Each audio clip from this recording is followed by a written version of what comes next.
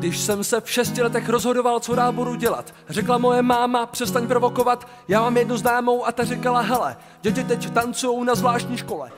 Jmenuji se Tereska a můj nejoblíbenější taneční trik je balík.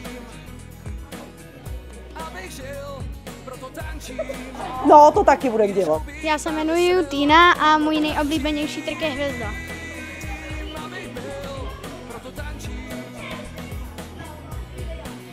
No, to taky budeme dělat. Já se jmenuji Nikola a můj nejoblíbenější trik je hvězda. No, to taky budeme dělat.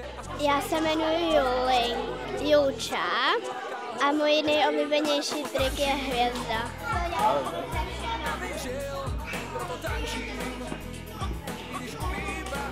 No, to taky budeme dělat.